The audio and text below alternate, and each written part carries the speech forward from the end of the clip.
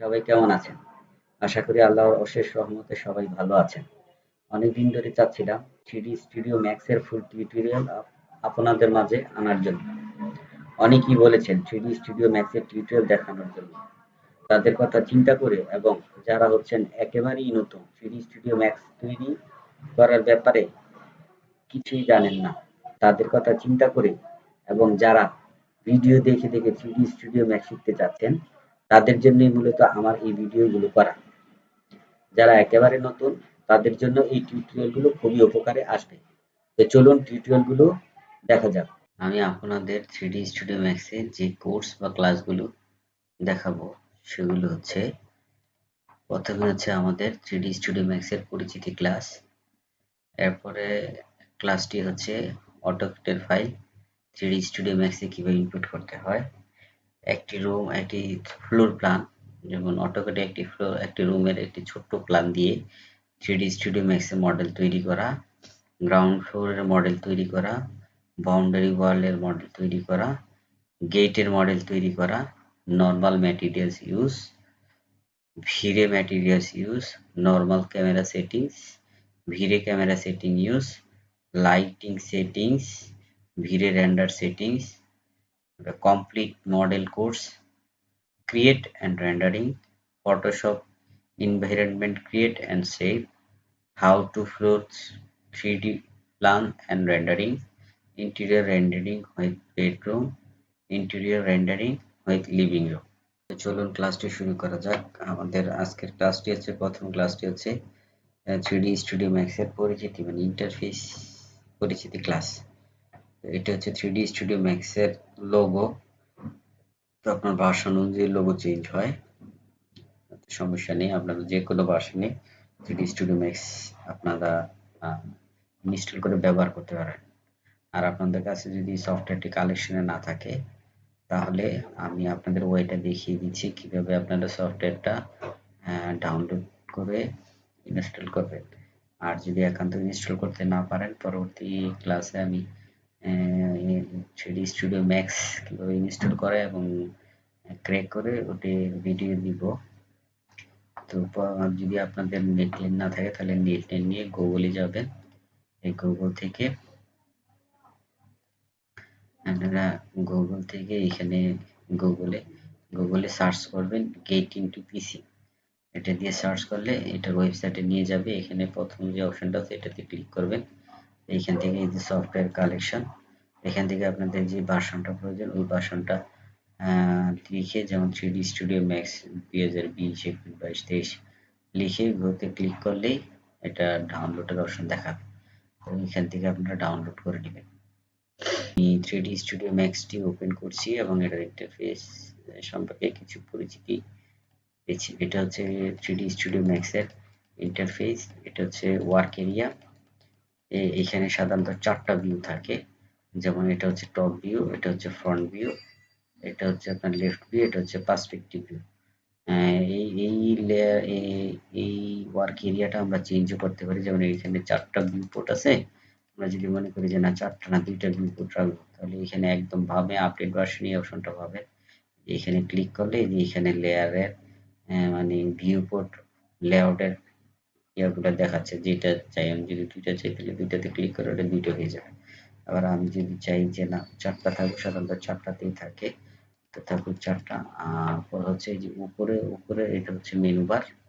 এটা হচ্ছে আপনার মেনু বারের ভিতরে ফাইল, এডিট, টুলস, গ্রুপস। এখানে আমরা সবগুলা আমরা মডেল করতে সবগুলা লাগে না, যেগুলো লাগবে ওগুলোই আমি আপনাদের আলোচনা করছি, যেহেতু প্রফেশনাল ওয়েতে আপনাদের শিখাচ্ছি।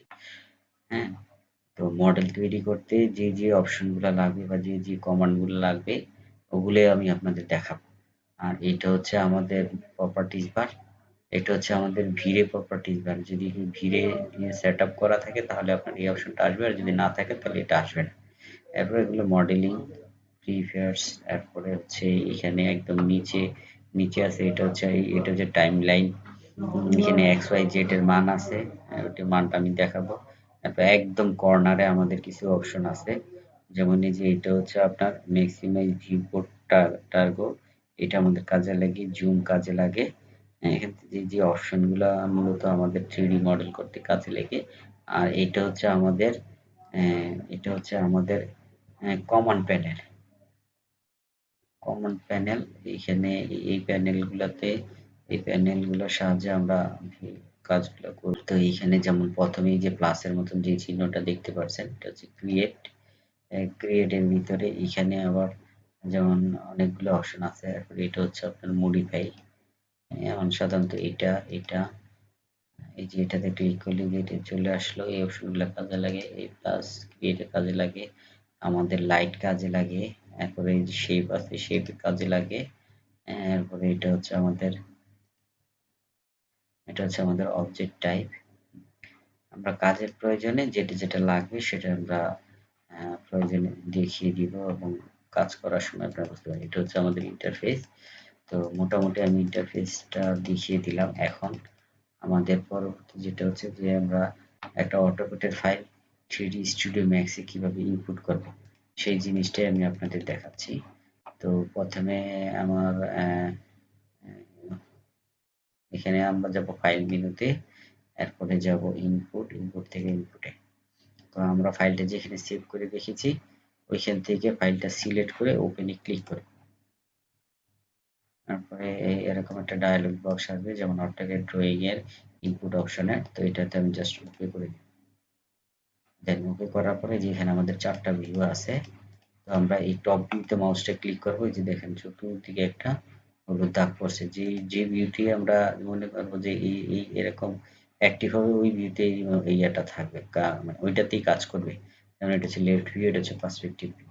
আমরা টপ ভিউতে ক্লিক করে একদম ডাইন সাইডে যে একটা অপশন দেখতে পাচ্ছেন, হ্যাঁ, ম্যাক্সিমাম ভিউ পোর্ট্রাগো,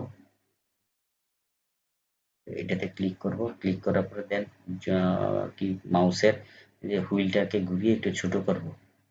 ছোট করার পরে এটাকে মানে অটোক্যাডে যারা জানেন মোটামুটি এরা বুঝতে পারবে সিলেকশন কিভাবে করতে হয়। এখানে আমি লেফট এর রাইট বাটন টাচ করে এইভাবে পুরোটা একবারে সিলেক্ট করে এরপরে মেনু বার থেকে গ্রুপ ক্লিক, এরপরে গ্রুপে ক্লিক দিয়ে এরপরে এই গ্রুপের নাম আছে, নাম দিয়ে যেমন এটা আমার ফ্লোর প্ল্যান, আমি এটা ফ্লোর প্ল্যান কিবোর্ডে লিখবো ফ্লোর ফ্লোর প্ল্যান প্ল্যান, এরপরে ওকে ক্লিক, তারপরে মাউসের রাইট বাটনে ক্লিক করে এই মুভি ক্লিক। তাহলে এটা আমাদের গ্রুপ হয়ে গেল। গ্রুপের মানেটা হচ্ছে এরকম যে আমাদের ফাইলটা আমরা যখন কাজ করতে যাব তখন দেখা যাবে যে এটাকে যখন আমরা এক্স এর দিকে বা ওয়াই এর দিকে টান দিব তখন কোনো কিছু ছুটে যাবে না। গ্রুপ করার পরে দেন আমাদের এখানে একদম নিচে দেখেন এই যে এই জায়গাটা, হ্যাঁ, এই যে এখানে এক্স এর মান, ওয়াই এর মান, জেড এর মান তো 0 আছেই। আমরা এক্স এবং ওয়াই এর মানটা 0 করে দেব। 0 করে দিব। কিবোর্ড থেকে এটা একদম 0 করে দিব। 0 করার পরে দেখেন আমাদের ওই যে প্ল্যানটা ছিল প্ল্যানটা হারিয়ে গেছে। তো এটা আনার জন্য আমরা কিবোর্ড থেকে জেড প্রেস করব। জেড, জেব্রার জেড, জুমের জেড, এই জেড প্রেস করলে এটা চলে আসবে। জেড প্রেস করলে এটা চলে আসবে। এখানে একটু ভুল হয়েছে, আমাদের ওয়াই এর মানটা 0 ছিল না, 0 করে দিলাম। দেন এখন আমি জেড প্রেস করলে একদম সেন্টারে, এই যে দেখেন এটা একদম সেন্টারে চলে আসছে। এখন আমরা এটা মুভের এটাতে ক্লিক করলে আমরা এক্স এর দিকে টান দিলে এটা ছড়ে না, এটা সরে না। তাহলে এটা গ্রুপ হয়ে গেছে। অবশ্যই আমরা অটোক্যাডের ফাইল ম্যাক্সে ইনপুট করার পর সাথে সাথে এটিকে গ্রুপ করে নিব। ধন্যবাদ। আজকে এই পর্যন্ত। নেক্সট ক্লাসে আমরা মডেলিং করা শুরু করব। তো আর একটু বলি যে আমরা যদি এই ছোট্ট একটি প্ল্যানে কাজ করি, অটোক্যাডের প্ল্যানে কাজ করি, তাহলে এই প্ল্যানটা যদি আমরা প্রপার ওয়েতে উঠাতে পারি তাহলে বড় যে কোনো কাজ 3D Max এর যে কোনো বড় বড় মডেল আমরা অনায়াসেই উঠাতে পারবো। ধন্যবাদ।